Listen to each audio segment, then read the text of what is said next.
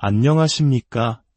지혜의 숲에서 길을 찾는 여러분과 함께하는 시간입니다.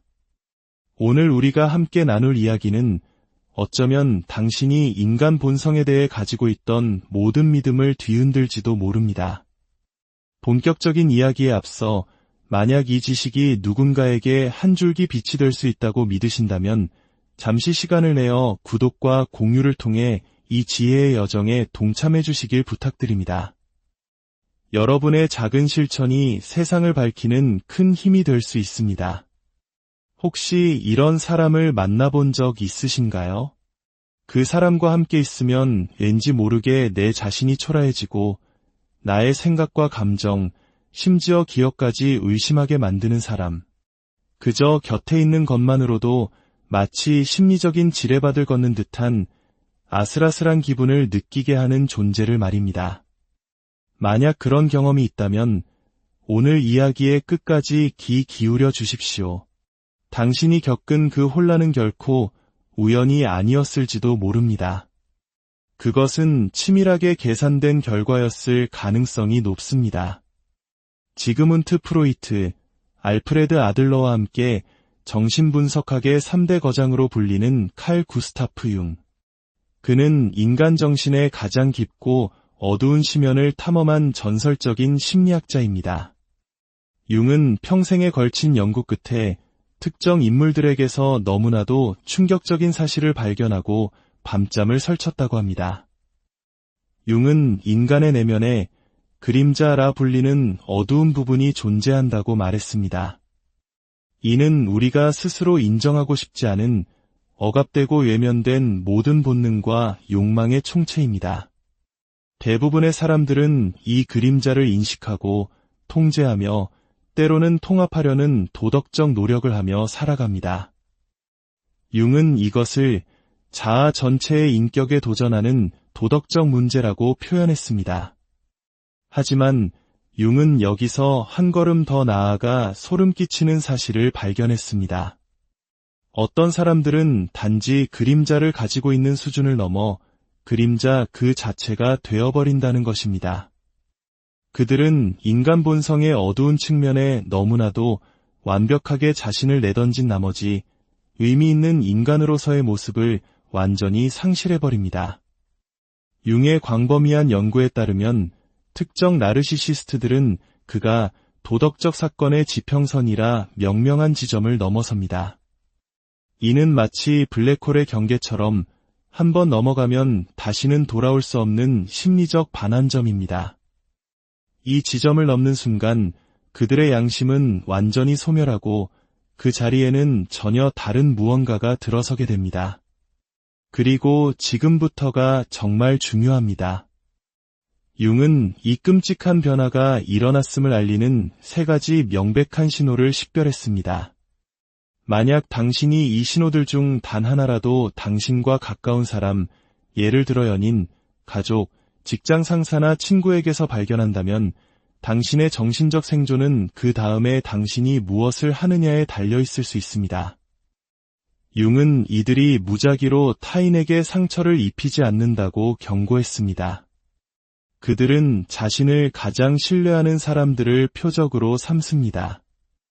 평범한 인간이라면 소중히 여길 관계 그 자체를 먹이로 삼는 것입니다. 그러니 지금부터 제가 드리는 모든 말씀에 집중해 주십시오. 당신의 감정적 안녕, 나아가 신체적 안정까지도 융이 악성 인격체라 부른 이들을 알아보는 것에 달려있을 수 있습니다. 첫 번째 신호, 파괴에서 오는 쾌락의 원칙입니다. 칼 융은 건강한 인간이라면 타인에게 해를 가했을 때 도덕적 불안감을 경험한다고 설명했습니다.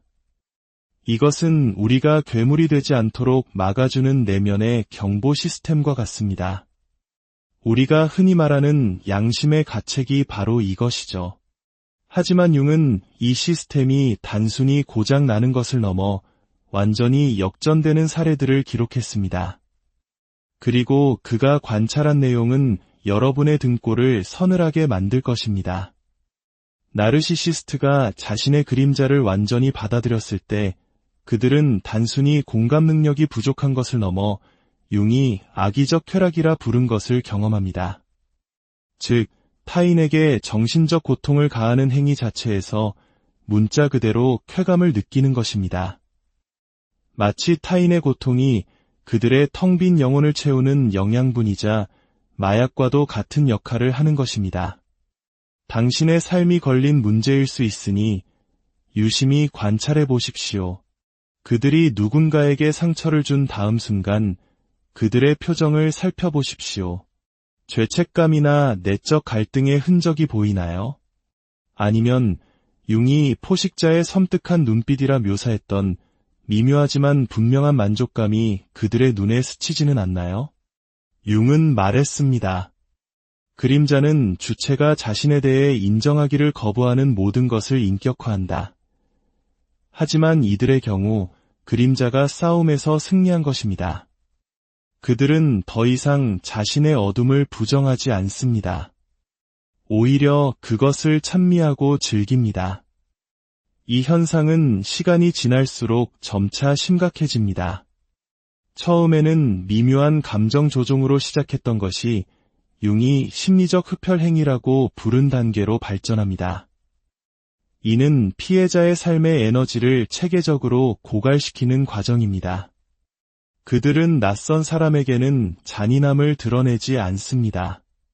가장 가혹한 대우는 가장 가까운 사람들을 위해 남겨둡니다. 왜일까요? 융은 그들의 뒤틀린 심리 속에서는 친밀함이 곧 취약점이며 취약점은 곧 권력이기 때문이라는 것을 발견했습니다.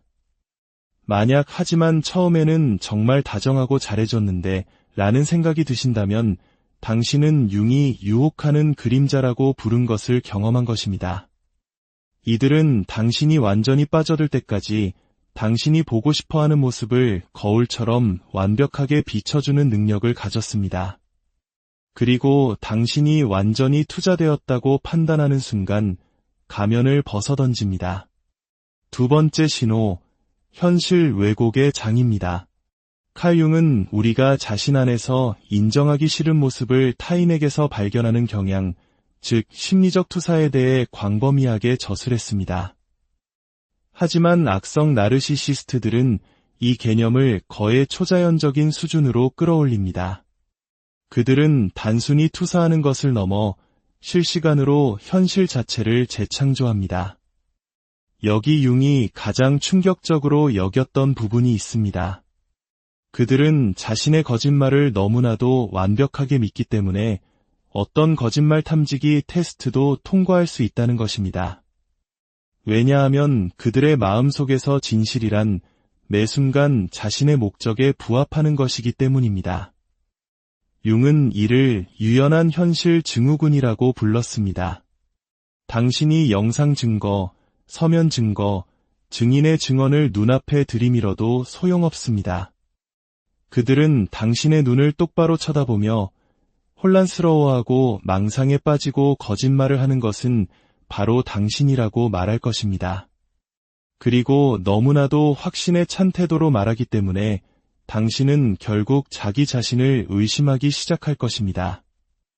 이것이 바로 우리가 최근 흔히 사용하는 가스라이팅의 본질입니다.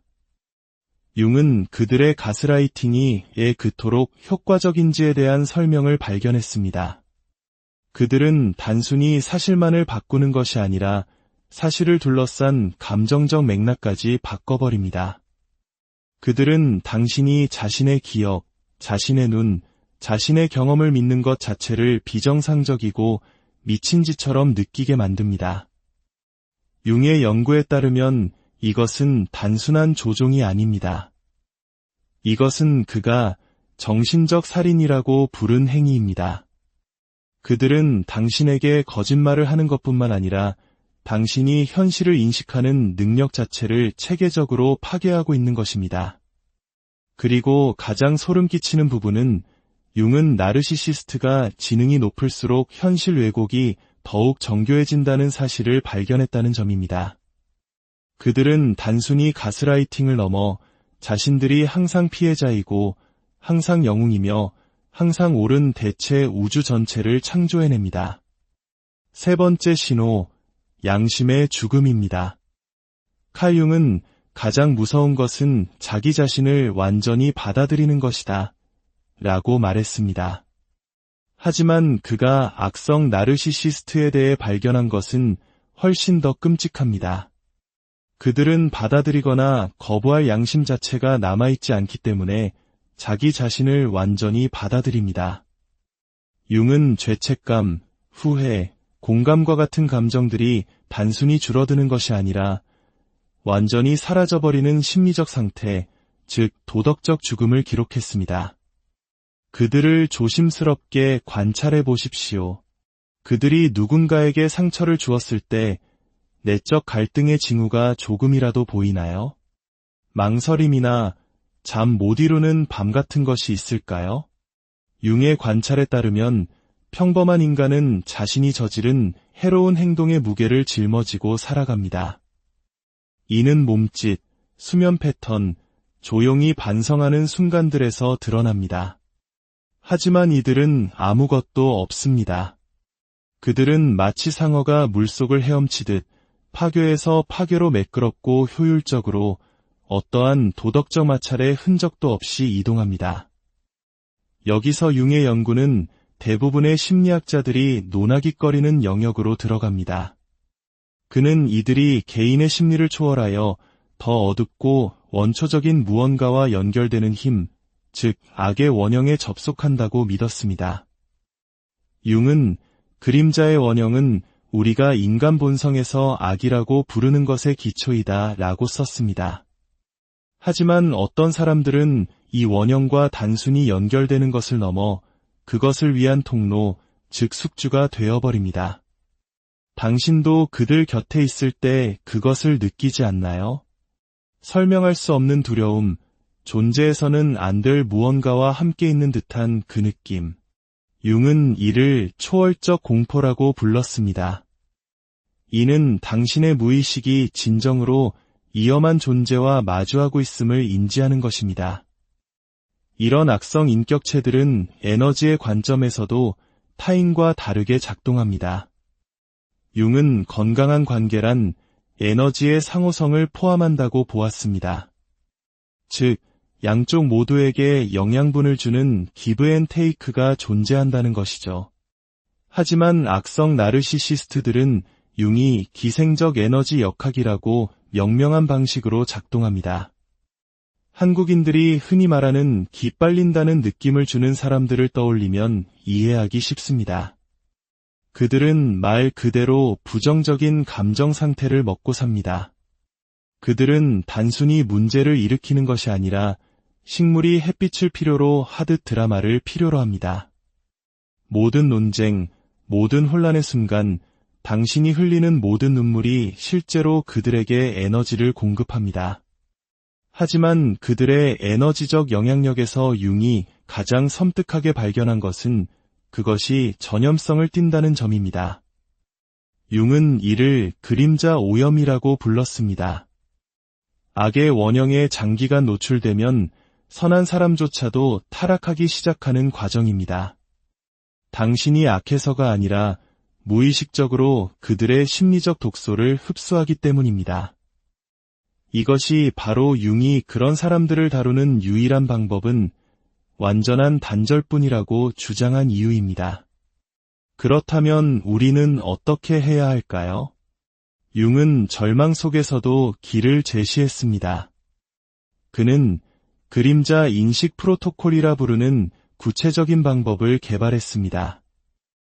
이 방법을 통해 당신은 누군가가 악성 나르시시스트의 경계를 넘어섰는지 식별할 수 있습니다. 그 방법은 간단합니다. 어떤 사람과 시간을 보낸 후 스스로에게 다음 3가지 질문을 던져보십시오. 첫째, 나는 내 자신의 인식에 대해 더 자신감을 갖게 되었는가? 아니면 덜 자신감을 갖게 되었는가? 둘째, 나는 에너지가 넘치는가? 아니면 완전히 고갈되었는가? 셋째, 나는 더 나은 사람이 된 것 같은가? 아니면 더 나쁜 사람이 된 것 같은가? 만약 당신의 대답이 덜 자신감 있고 완전히 고갈되었으며 더 나쁜 사람이 된 것 같다라면 당신은 융이 말한 그림자 운반자를 상대하고 있는 것입니다. 그리고 당신의 정신적 생존은 즉각적인 행동에 달려 있습니다. 융은 전통적인 치료법이 이들에게는 통하지 않는다고 경고했습니다. 그들은 치료 과정 자체를 상대를 조종하고 자신의 행동을 정당화하는 새로운 도구로 사용하기 때문입니다. 그렇다면 희망은 어디에 있을까요? 융은 그 해답이 우리 내면에 있다고 말했습니다. 당신의 비전은 당신의 마음을 들여다볼 때 비로소 명확해진다. 밖을 보는 자는 꿈을 꾸고 안을 보는 자는 깨어난다. 이것은 단순히 영감을 주는 말이 아닙니다. 심리적 성장과 사회적 치유를 위한 실질적인 지침입니다. 외부의 인정이나 사회적 수능이 아닌 내면으로의 용감한 여정을 통해서만 진정한 명료함을 얻을 수 있다는 것입니다. 우리가 자신의 마음, 두려움, 욕망, 상처, 그리고 그림자를 정직하게 살필 때 우리는 외부 세계를 명확하게 볼 수 있는 심리적 정교함을 개발하게 됩니다. 오늘날 우리가 사는 시대는 전례 없는 심리적 조작의 시대입니다. 융이 경고했던 그림자 운반자들은 과거 세대는 상상도 할 수 없었던 조작의 도구들을 손에 쥐고 있습니다. 융이 던진 질문은 오늘날에도 여전히 유효합니다. 당신은 깨어나는 자가 되겠습니까? 아니면 문명의 구조 자체를 위협하는 바로 그 힘에 취약한 채로 남겠습니까? 선택은 궁극적으로 우리 각자의 몫입니다. 우리가 매일 겪는 수많은 작은 상호작용과 결정 속에서 우리는 심리적 의식을 개발하거나 잠든 채로 남기를 선택합니다. 세상은 실로 가느다란 실 하나에 매달려 있습니다. 그 실은 바로 인간의 심리적 발전이라는 실입니다. 그 실을 우리 자신의 성장과 의식을 통해 강화할 것인지 아니면 우리의 계속되는 무의식과 순진함으로 인해 끊어지게 내버려둘 것인지 그 선택은 우리에게 달려 있습니다. 오늘의 깊은 탐험의 끝까지 함께해 주셔서 진심으로 감사합니다. 이 이야기가 여러분의 삶에 가치 있는 통찰을 주었다면 이 지혜를 주변 사람들과도 공유해 주십시오. 여러분의 나눔이 누군가의 삶을 지키는 등불이 될 수 있습니다. 여러분의 앞날에 평온과 지혜가 안녕하십니까? 지혜의 숲에서 길을 찾는 여러분과 함께하는 시간입니다. 오늘 우리가 함께 나눌 이야기는 어쩌면 당신이 인간 본성에 대해 가지고 있던 모든 믿음을 뒤흔들지도 모릅니다. 본격적인 이야기에 앞서 만약 이 지식이 누군가에게 한 줄기 빛이 될 수 있다고 믿으신다면 잠시 시간을 내어 구독과 공유를 통해 이 지혜의 여정에 동참해 주시길 부탁드립니다. 여러분의 작은 실천이 세상을 밝히는 큰 힘이 될 수 있습니다. 혹시 이런 사람을 만나본 적 있으신가요? 그 사람과 함께 있으면 왠지 모르게 내 자신이 초라해지고 나의 생각과 감정, 심지어 기억까지 의심하게 만드는 사람. 그저 곁에 있는 것만으로도 마치 심리적인 지뢰밭을 걷는 듯한 아슬아슬한 기분을 느끼게 하는 존재를 말입니다.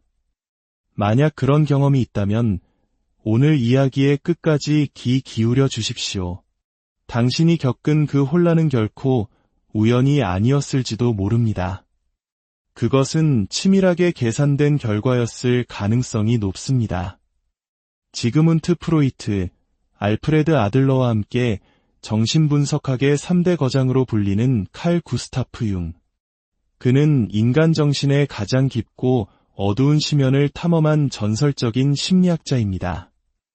융은 평생에 걸친 연구 끝에 특정 인물들에게서 너무나도 충격적인 사실을 발견하고 밤잠을 설쳤다고 합니다. 융은 인간의 내면에 그림자라 불리는 어두운 부분이 존재한다고 말했습니다. 이는 우리가 스스로 인정하고 싶지 않은 억압되고 외면된 모든 본능과 욕망의 총체입니다. 대부분의 사람들은 이 그림자를 인식하고 통제하며 때로는 통합하려는 도덕적 노력을 하며 살아갑니다. 융은 이것을 자아 전체의 인격에 도전하는 도덕적 문제라고 표현했습니다.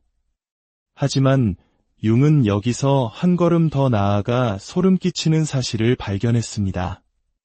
어떤 사람들은 단지 그림자를 가지고 있는 수준을 넘어 그림자 그 자체가 되어버린다는 것입니다. 그들은 인간 본성의 어두운 측면에 너무나도 완벽하게 자신을 내던진 나머지 의미 있는 인간으로서의 모습을 완전히 상실해버립니다. 융의 광범위한 연구에 따르면 특정 나르시시스트들은 그가 도덕적 사건의 지평선이라 명명한 지점을 넘어섭니다. 이는 마치 블랙홀의 경계처럼 한번 넘어가면 다시는 돌아올 수 없는 심리적 반환점입니다. 이 지점을 넘는 순간 그들의 양심은 완전히 소멸하고 그 자리에는 전혀 다른 무언가가 들어서게 됩니다. 그리고 지금부터가 정말 중요합니다. 융은 이 끔찍한 변화가 일어났음을 알리는 3가지 명백한 신호를 식별했습니다. 만약 당신이 이 신호들 중 단 하나라도 당신과 가까운 사람, 예를 들어 연인, 가족, 직장 상사나 친구에게서 발견한다면 당신의 정신적 생존은 그 다음에 당신이 무엇을 하느냐에 달려있을 수 있습니다. 융은 이들이 무작위로 타인에게 상처를 입히지 않는다고 경고했습니다. 그들은 자신을 가장 신뢰하는 사람들을 표적으로 삼습니다. 평범한 인간이라면 소중히 여길 관계 그 자체를 먹이로 삼는 것입니다. 그러니 지금부터 제가 드리는 모든 말씀에 집중해 주십시오. 당신의 감정적 안녕, 나아가 신체적 안정까지도 융이 악성 인격체라 부른 이들을 알아보는 것에 달려있을 수 있습니다. 첫 번째 신호, 파괴에서 오는 쾌락의 원칙입니다. 칼 융은 건강한 인간이라면 타인에게 해를 가했을 때 도덕적 불안감을 경험한다고 설명했습니다. 이것은 우리가 괴물이 되지 않도록 막아주는 내면의 경보 시스템과 같습니다. 우리가 흔히 말하는 양심의 가책이 바로 이것이죠. 하지만 융은 이 시스템이 단순히 고장 나는 것을 넘어 완전히 역전되는 사례들을 기록했습니다. 그리고 그가 관찰한 내용은 여러분의 등골을 서늘하게 만들 것입니다. 나르시시스트가 자신의 그림자를 완전히 받아들였을 때 그들은 단순히 공감 능력이 부족한 것을 넘어 융이 악의적 쾌락이라 부른 것을 경험합니다. 즉, 타인에게 정신적 고통을 가하는 행위 자체에서 문자 그대로 쾌감을 느끼는 것입니다. 마치 타인의 고통이 그들의 텅 빈 영혼을 채우는 영양분이자 마약과도 같은 역할을 하는 것입니다. 당신의 삶이 걸린 문제일 수 있으니 유심히 관찰해 보십시오. 그들이 누군가에게 상처를 준 다음 순간 그들의 표정을 살펴보십시오. 죄책감이나 내적 갈등의 흔적이 보이나요? 아니면 융이 포식자의 섬뜩한 눈빛이라 묘사했던 미묘하지만 분명한 만족감이 그들의 눈에 스치지는 않나요? 융은 말했습니다. 그림자는 주체가 자신에 대해 인정하기를 거부하는 모든 것을 인격화한다. 하지만 이들의 경우 그림자가 싸움에서 승리한 것입니다. 그들은 더 이상 자신의 어둠을 부정하지 않습니다. 오히려 그것을 찬미하고 즐깁니다. 이 현상은 시간이 지날수록 점차 심각해집니다. 처음에는 미묘한 감정 조종으로 시작했던 것이 융이 심리적 흡혈 행위라고 부른 단계로 발전합니다. 이는 피해자의 삶의 에너지를 체계적으로 고갈시키는 과정입니다. 그들은 낯선 사람에게는 잔인함을 드러내지 않습니다. 가장 가혹한 대우는 가장 가까운 사람들을 위해 남겨둡니다. 왜일까요? 융은 그들의 뒤틀린 심리 속에서는 친밀함이 곧 취약점이며 취약점은 곧 권력이기 때문이라는 것을 발견했습니다. 만약 하지만 처음에는 정말 다정하고 잘해줬는데 라는 생각이 드신다면 당신은 융이 유혹하는 그림자라고 부른 것을 경험한 것입니다.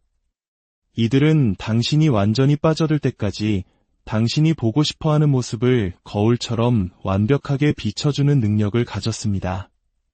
그리고 당신이 완전히 투자되었다고 판단하는 순간 가면을 벗어던집니다.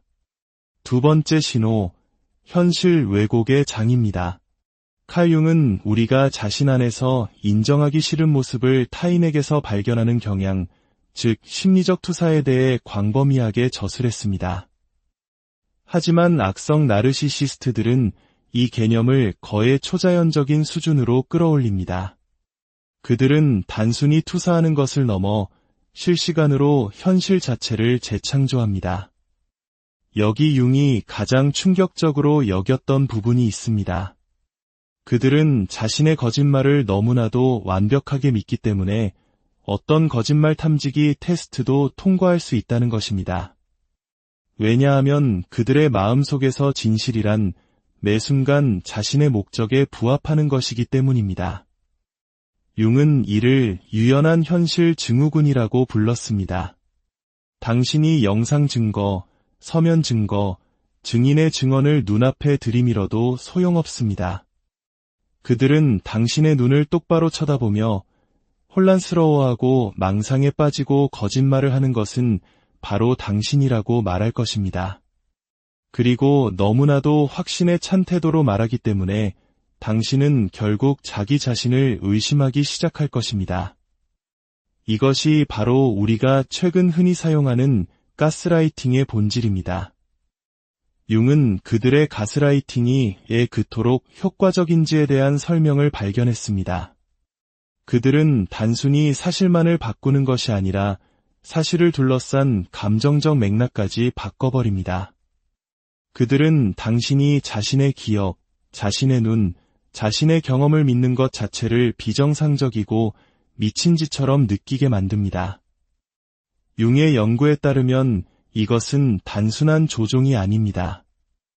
이것은 그가 정신적 살인이라고 부른 행위입니다. 그들은 당신에게 거짓말을 하는 것뿐만 아니라 당신이 현실을 인식하는 능력 자체를 체계적으로 파괴하고 있는 것입니다. 그리고 가장 소름 끼치는 부분은 융은 나르시시스트가 지능이 높을수록 현실 왜곡이 더욱 정교해진다는 사실을 발견했다는 점입니다. 그들은 단순히 가스라이팅을 넘어 자신들이 항상 피해자이고 항상 영웅이며 항상 옳은 대체 우주 전체를 창조해냅니다. 세 번째 신호, 양심의 죽음입니다. 칼 융은 가장 무서운 것은 자기 자신을 완전히 받아들이는 것이다 라고 말했습니다. 하지만 그가 악성 나르시시스트에 대해 발견한 것은 훨씬 더 끔찍합니다. 그들은 받아들이거나 거부할 양심 자체가 남아있지 않기 때문에 자기 자신을 완전히 받아들입니다. 융은 죄책감, 후회, 공감과 같은 감정들이 단순히 줄어드는 것이 아니라 완전히 사라져버리는 심리적 상태, 즉 도덕적 죽음을 기록했습니다. 그들을 조심스럽게 관찰해 보십시오.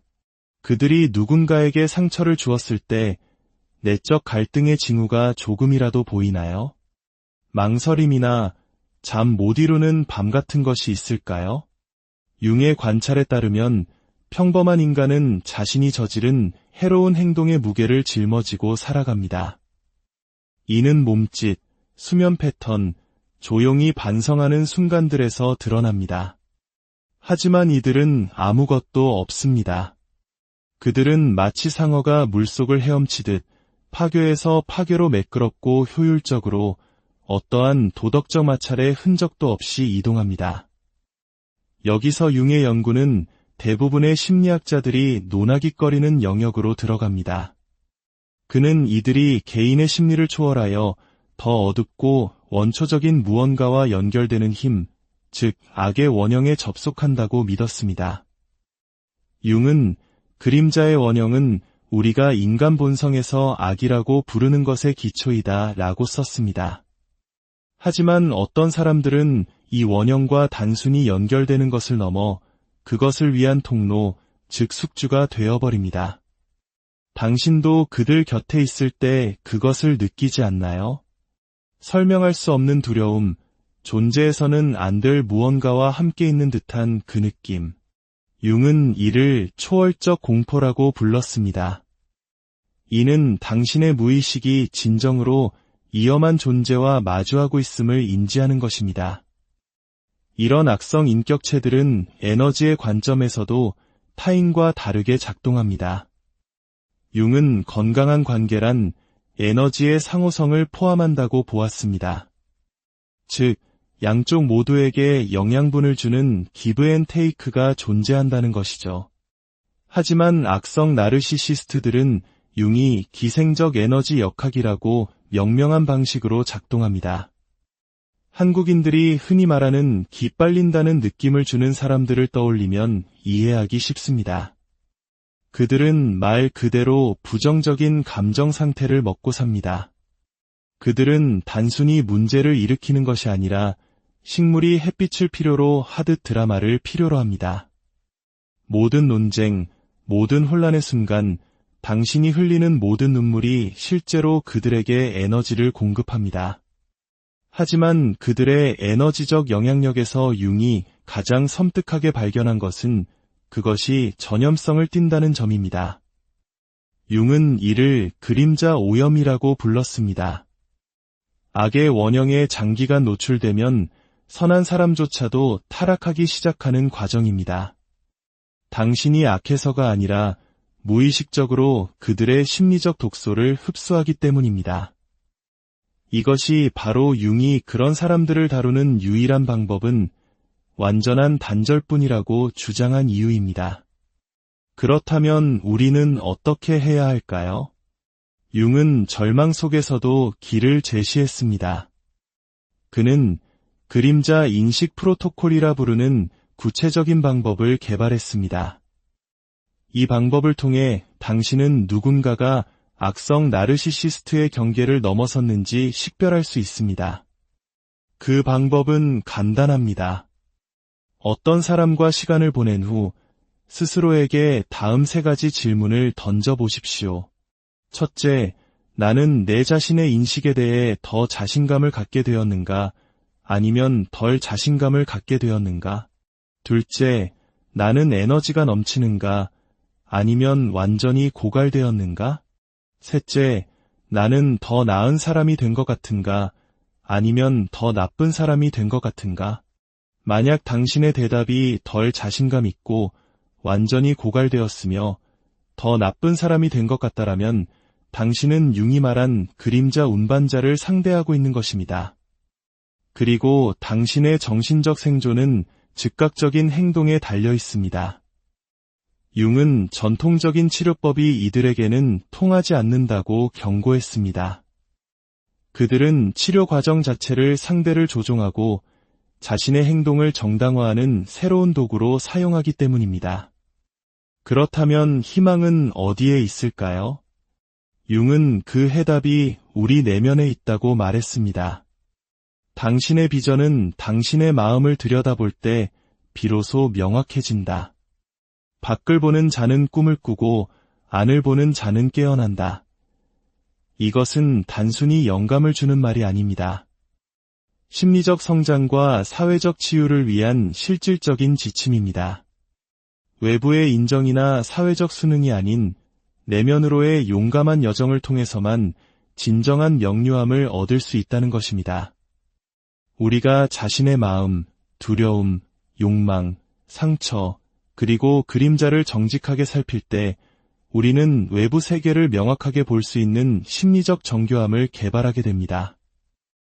오늘날 우리가 사는 시대는 전례 없는 심리적 조작의 시대입니다. 융이 경고했던 그림자 운반자들은 과거 세대는 상상도 할 수 없었던 조작의 도구들을 손에 쥐고 있습니다. 융이 던진 질문은 오늘날에도 여전히 유효합니다. 당신은 깨어나는 자가 되겠습니까? 아니면 문명의 구조 자체를 위협하는 바로 그 힘에 취약한 채로 남겠습니까? 선택은 궁극적으로 우리 각자의 몫입니다. 우리가 매일 겪는 수많은 작은 상호작용과 결정 속에서 우리는 심리적 의식을 개발하거나 잠든 채로 남기를 선택합니다.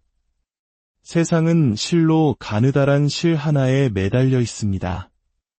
그 실은 바로 인간의 심리적 발전이라는 실입니다.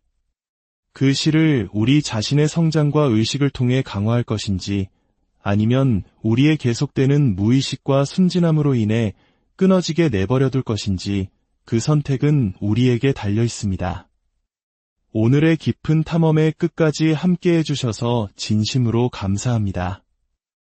이 이야기가 여러분의 삶에 가치 있는 통찰을 주었다면 이 지혜를 주변 사람들과도 공유해 주십시오.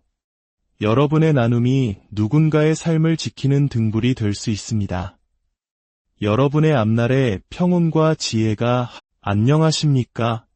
지혜의 숲에서 길을 찾는 여러분과 함께하는 시간입니다. 오늘 우리가 함께 나눌 이야기는 어쩌면 당신이 인간 본성에 대해 가지고 있던 모든 믿음을 뒤흔들지도 모릅니다. 본격적인 이야기에 앞서 만약 이 지식이 누군가에게 한 줄기 빛이 될 수 있다고 믿으신다면 잠시 시간을 내어 구독과 공유를 통해 이 지혜의 여정에 동참해 주시길 부탁드립니다. 여러분의 작은 실천이 세상을 밝히는 큰 힘이 될 수 있습니다. 혹시 이런 사람을 만나본 적 있으신가요? 그 사람과 함께 있으면 왠지 모르게 내 자신이 초라해지고 나의 생각과 감정, 심지어 기억까지 의심하게 만드는 사람. 그저 곁에 있는 것만으로도 마치 심리적인 지뢰밭을 걷는 듯한 아슬아슬한 기분을 느끼게 하는 존재를 말입니다. 만약 그런 경험이 있다면 오늘 이야기의 끝까지 귀 기울여 주십시오. 당신이 겪은 그 혼란은 결코 우연이 아니었을지도 모릅니다. 그것은 치밀하게 계산된 결과였을 가능성이 높습니다. 지그문트 프로이트, 알프레드 아들러와 함께 정신분석학의 3대 거장으로 불리는 칼 구스타프 융. 그는 인간 정신의 가장 깊고 어두운 심연을 탐험한 전설적인 심리학자입니다.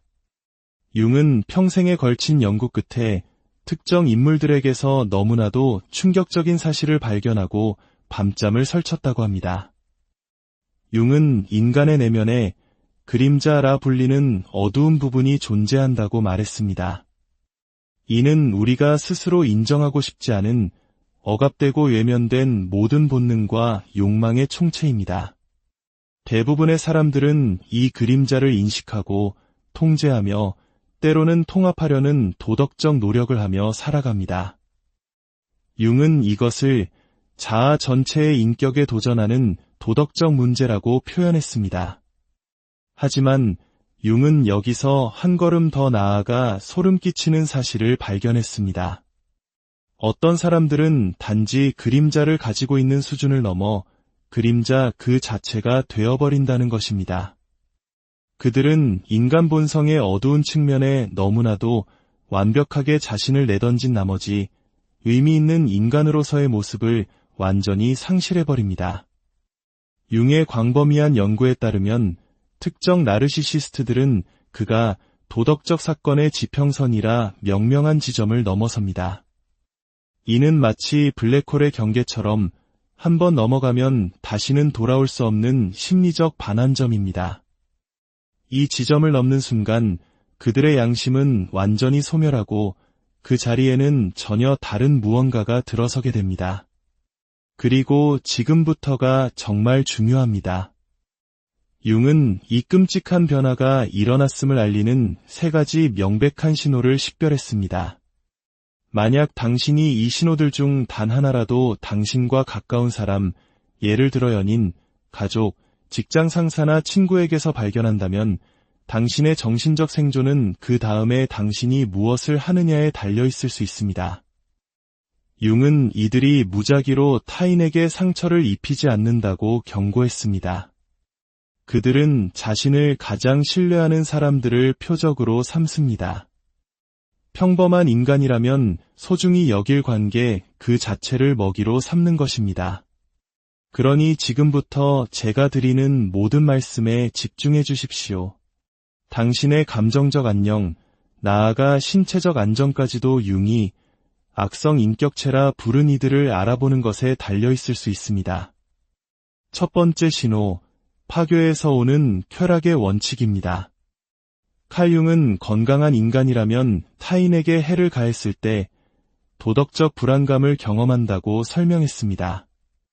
이것은 우리가 괴물이 되지 않도록 막아주는 내면의 경보 시스템과 같습니다. 우리가 흔히 말하는 양심의 가책이 바로 이것이죠. 하지만 융은 이 시스템이 단순히 고장 나는 것을 넘어 완전히 역전되는 사례들을 기록했습니다.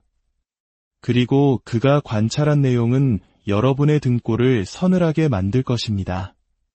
나르시시스트가 자신의 그림자를 완전히 받아들였을 때 그들은 단순히 공감 능력이 부족한 것을 넘어 융이 악의적 쾌락이라 부른 것을 경험합니다. 즉, 타인에게 정신적 고통을 가하는 행위 자체에서 문자 그대로 쾌감을 느끼는 것입니다. 마치 타인의 고통이 그들의 텅 빈 영혼을 채우는 영양분이자 마약과도 같은 역할을 하는 것입니다. 당신의 삶이 걸린 문제일 수 있으니 유심히 관찰해 보십시오. 그들이 누군가에게 상처를 준 다음 순간 그들의 표정을 살펴보십시오. 죄책감이나 내적 갈등의 흔적이 보이나요? 아니면 융이 포식자의 섬뜩한 눈빛이라 묘사했던 미묘하지만 분명한 만족감이 그들의 눈에 스치지는 않나요? 융은 말했습니다. 그림자는 주체가 자신에 대해 인정하기를 거부하는 모든 것을 인격화한다. 하지만 이들의 경우 그림자가 싸움에서 승리한 것입니다. 그들은 더 이상 자신의 어둠을 부정하지 않습니다. 오히려 그것을 찬미하고 즐깁니다. 이 현상은 시간이 지날수록 점차 심각해집니다. 처음에는 미묘한 감정 조종으로 시작했던 것이 융이 심리적 흡혈 행위라고 부른 단계로 발전합니다. 이는 피해자의 삶의 에너지를 체계적으로 고갈시키는 과정입니다. 그들은 낯선 사람에게는 잔인함을 드러내지 않습니다. 가장 가혹한 대우는 가장 가까운 사람들을 위해 남겨둡니다. 왜일까요? 융은 그들의 뒤틀린 심리 속에서는 친밀함이 곧 취약점이며 취약점은 곧 권력이기 때문이라는 것을 발견했습니다. 만약 하지만 처음에는 정말 다정하고 잘해줬는데 라는 생각이 드신다면 당신은 융이 유혹하는 그림자라고 부른 것을 경험한 것입니다.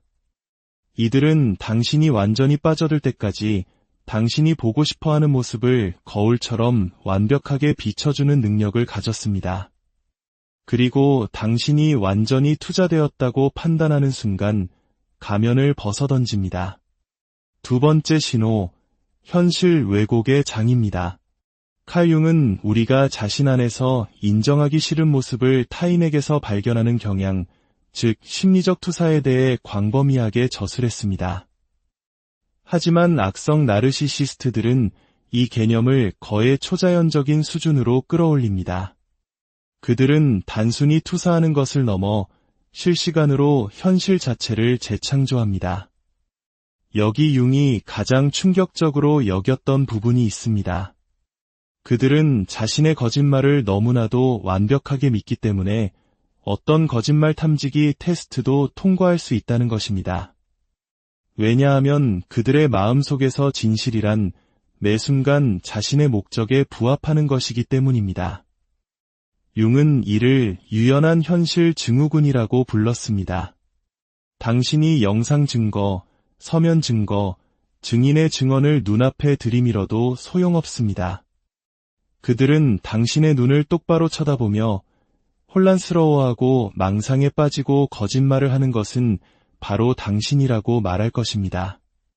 그리고 너무나도 확신에 찬 태도로 말하기 때문에 당신은 결국 자기 자신을 의심하기 시작할 것입니다. 이것이 바로 우리가 최근 흔히 사용하는 가스라이팅의 본질입니다. 융은 그들의 가스라이팅이 왜 그토록 효과적인지에 대한 설명을 발견했습니다.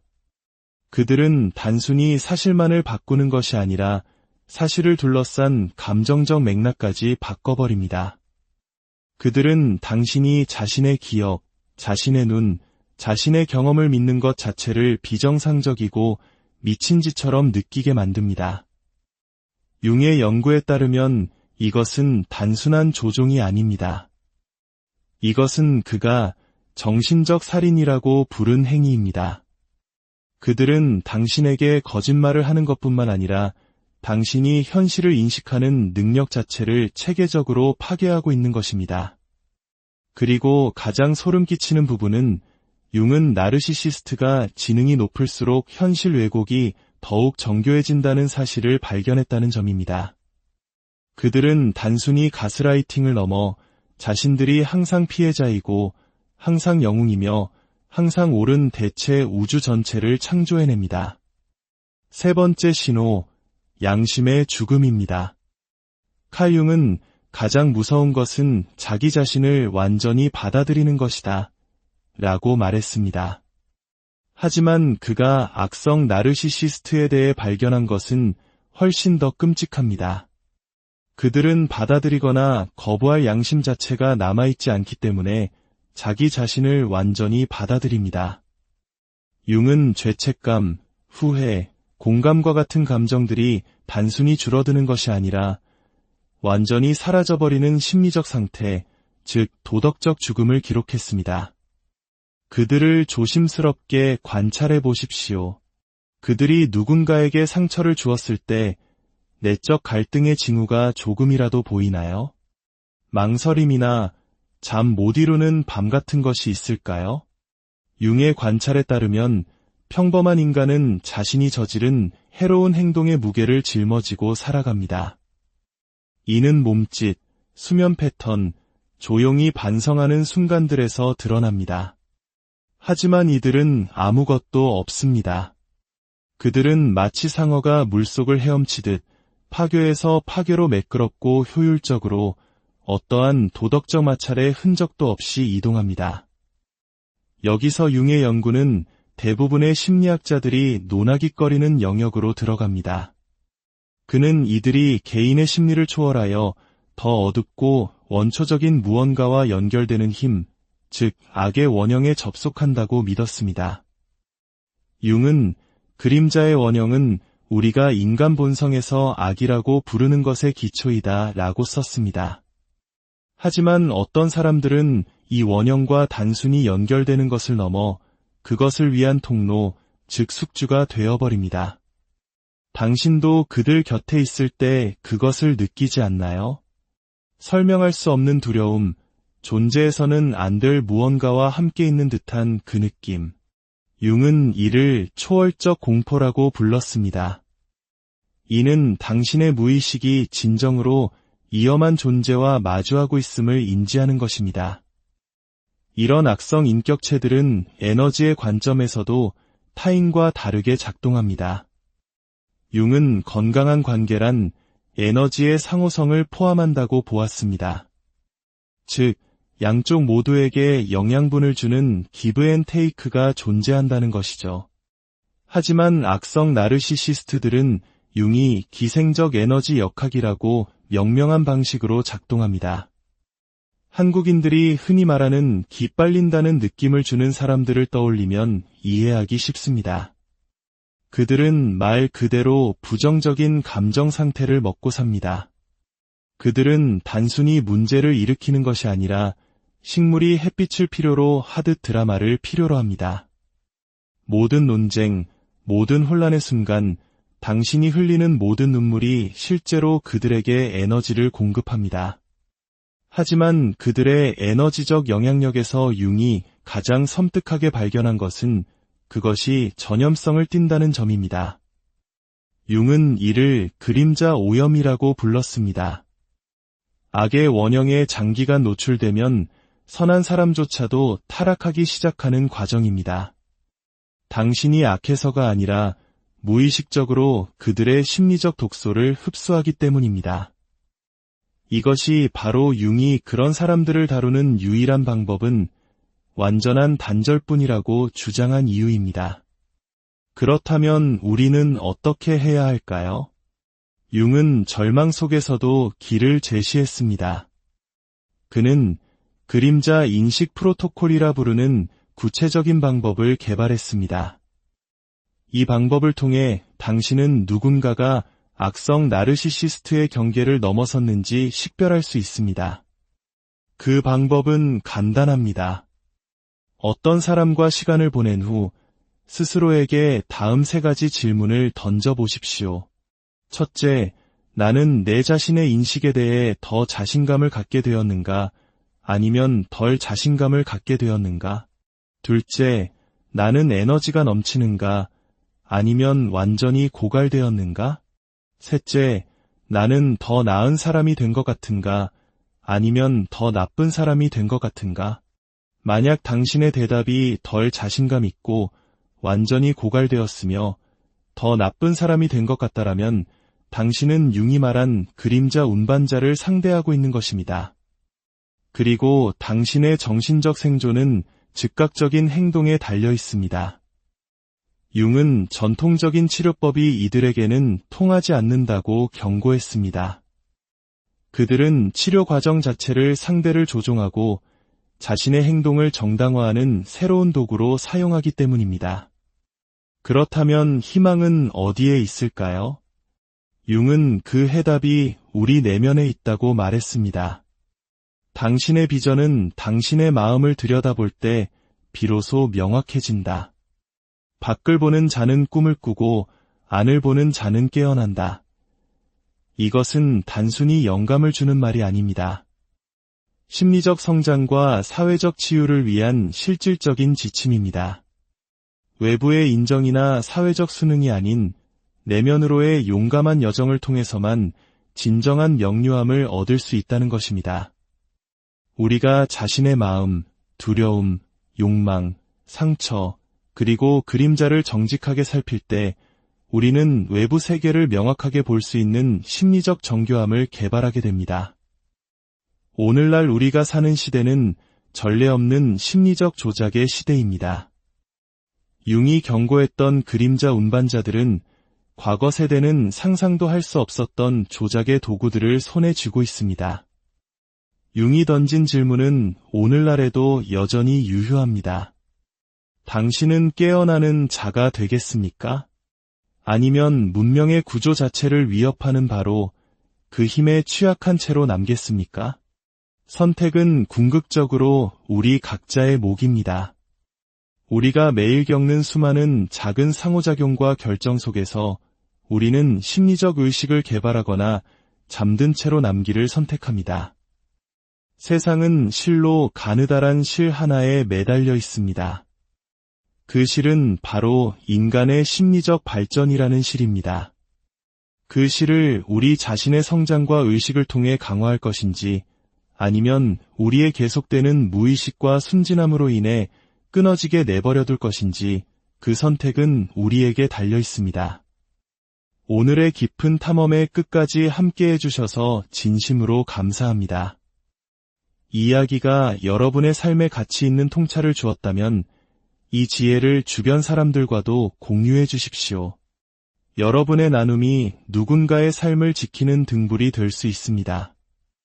여러분의 앞날에 평온과 지혜가 안녕하십니까? 지혜의 숲에서 길을 찾는 여러분과 함께하는 시간입니다.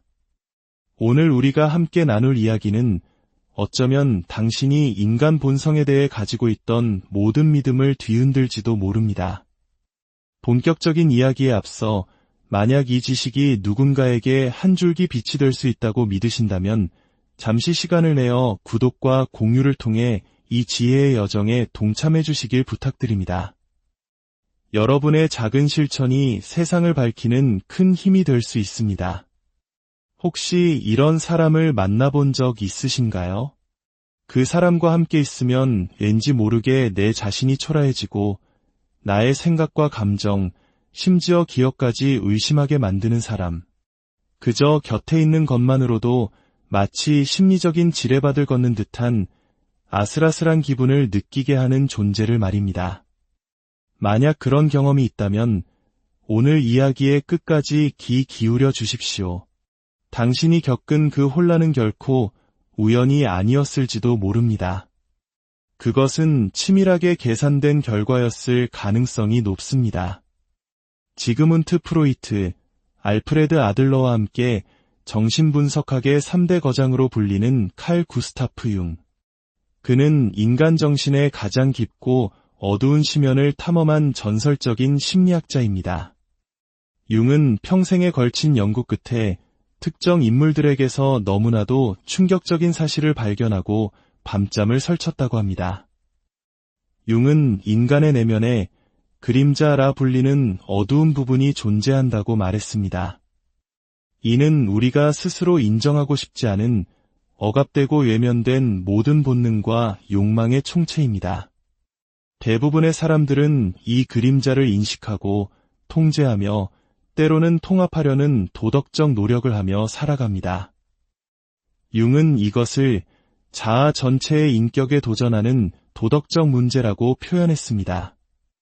하지만 융은 여기서 한 걸음 더 나아가 소름 끼치는 사실을 발견했습니다.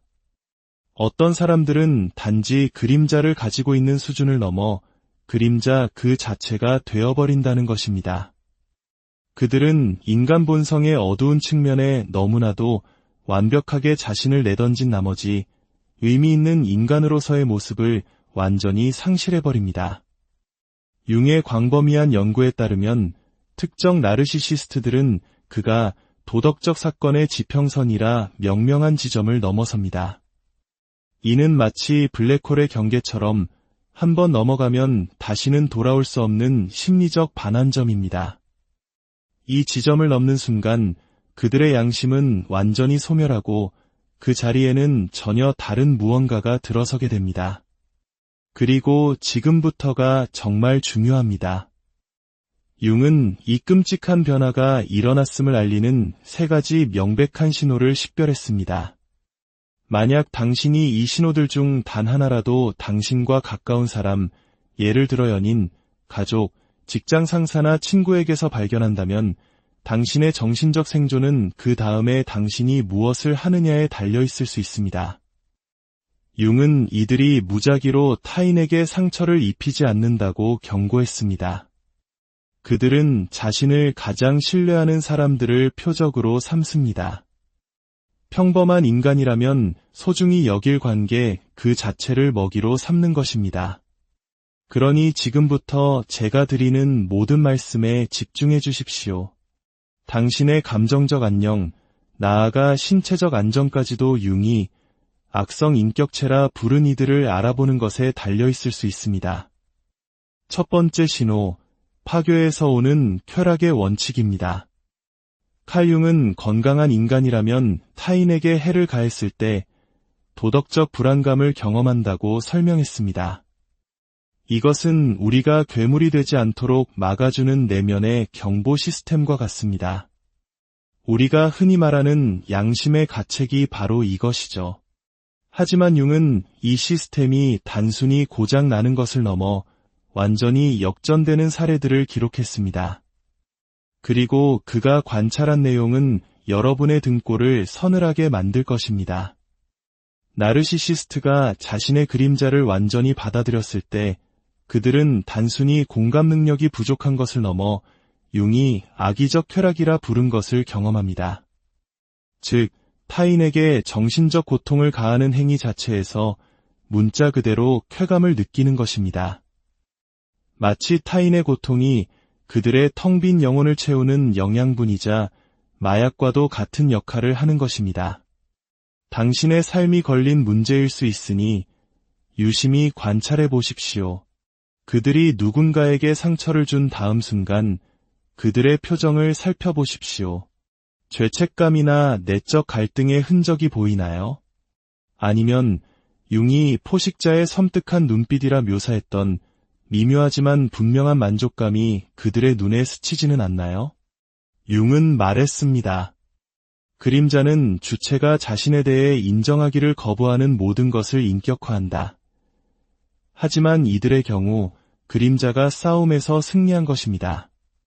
그들은 더 이상 자신의 어둠을 부정하지 않습니다. 오히려 그것을 찬미하고 즐깁니다. 이 현상은 시간이 지날수록 점차 심각해집니다. 처음에는 미묘한 감정 조종으로 시작했던 것이 융이 심리적 흡혈 행위라고 부른 단계로 발전합니다. 이는 피해자의 삶의 에너지를 체계적으로 고갈시키는 과정입니다. 그들은 낯선 사람에게는 잔인함을